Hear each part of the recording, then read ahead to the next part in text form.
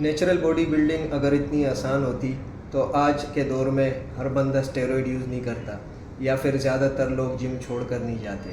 अक्सर लोग ये सोचते हैं कि 3-4 महीने में बॉडी आराम से बन जाती है, लेकिन सालों साल गुजर जाते हैं मगर रिज़ल्ट नहीं आते। काफ़ी नेचुरल बॉडी बिल्डर्स मैंने देखे हैं जो सालों साल से जिम करते हैं मगर उनका रिज़ल्ट नहीं आता। या तो पेट कम नहीं होता, बॉडी फैट कम नहीं होता, या फिर मसल बिल्ड नहीं कर पाते। अब इंटरनेट पे जितने भी लोग हैं वो ख़ुद तो स्टेरॉयड यूज़ करके बॉडी बना लेते हैं, फिर आपको वो तरह तरह की चीज़ें बताते हैं कि आप ये कर लो तो मेरी तरह बॉडी बन जाएगी, जबकि वो सारे फेक नेचुरल होते हैं। मैं जो भी तरीका आपको बताऊंगा वो सेफ़ और इफ़ेक्टिव होगा, कम टाइम में, कम बजट में और कम मेहनत से आपकी बॉडी ईजीली बन जाएगी। तो सबसे पहले बात करते हैं रूटीन की। आपकी रूटीन सबसे इम्पोर्टेंट है। अगर आप कंसिस्टेंसी से जिम नहीं जाएंगे तो रिज़ल्ट बहुत मुश्किल से आएंगे।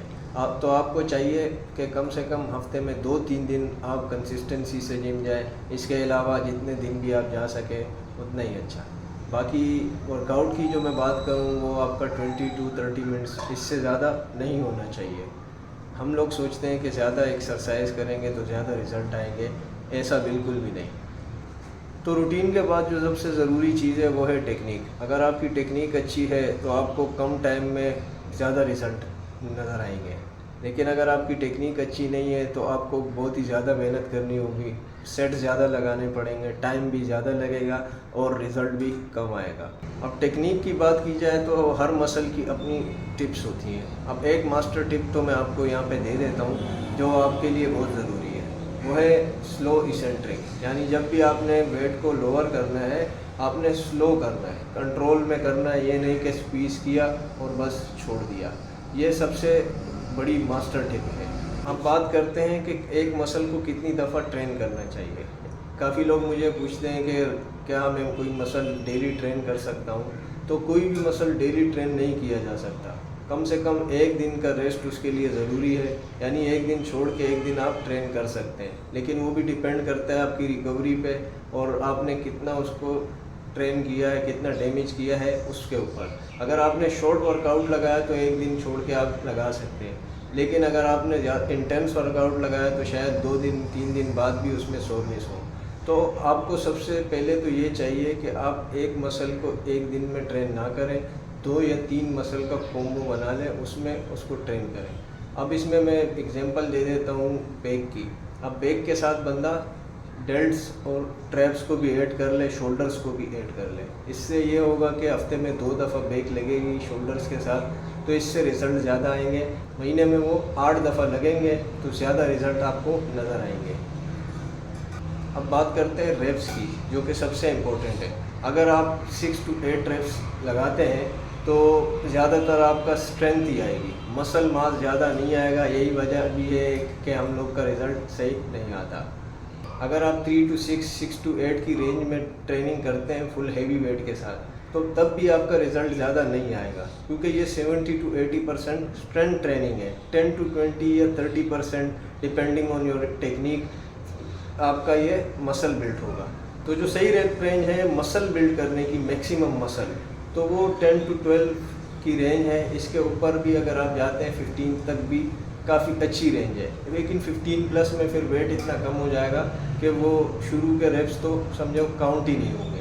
तो ये रेप रेंज जो है ये सबसे बेस्ट है, लेकिन इसमें आपका फेलियर होना चाहिए। ये नहीं कि गिनती के 10 रेप लगाने हैं तो बस 10-12 लग गए तो बस सही है, नहीं, 10 to 12 फेलियर होना चाहिए।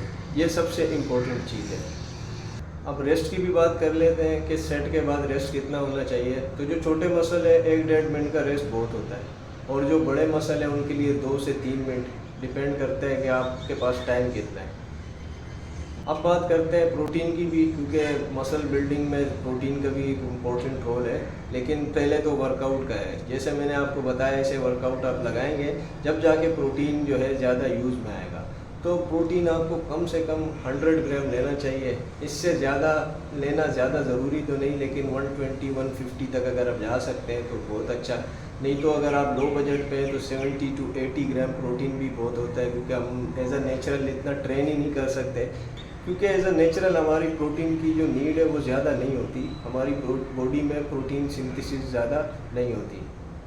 अब प्रोटीन किस चीज़ में ज़्यादा है, वो सिंपल है, एग्स में और मीट में। इसके अलावा काफ़ी लोग कहते हैं कि मिल्क में या बनाना में प्रोटीन है, इसमें तो बिल्कुल प्रोटीन होता ही नहीं है, तो वैसी कहने की बात है। काफ़ी लोग दलिया भी खाते हैं कि प्रोटीन है, उसमें भी टोटली कार्ब्स है, तो ये मिस्टेक आप ना करें। कम से कम 1 पाव या आधा पाव 150 टू 250 ग्राम आप मीट इस्तेमाल करें, बाकी रोटी चावल जो भी हो आपका प्रोटीन पूरा हो जाएगा। सबसे मेन जो चीज़ थी वो था वर्कआउट। अगर आपका वर्कआउट अच्छा होगा तो प्रोटीन इनटेक आपकी जो जैसी भी हो काम में आ जाएगी। तो ये थी सबसे इम्पोर्टेंट टिप्स एंड ट्रिक्स जो मैंने आपको बताई। अगर आप इसी को 3 to 6 मंथ फॉलो करते हैं तो आपके काफ़ी अच्छे रिजल्ट आएंगे। तो मैं अब कंप्लीट वीडियो भी शेयर करूँगा वर्कआउट की कि आपने क्या क्या लगाना है और कैसे लगाना है। तो नेक्स्ट वीडियो में मिलते हैं।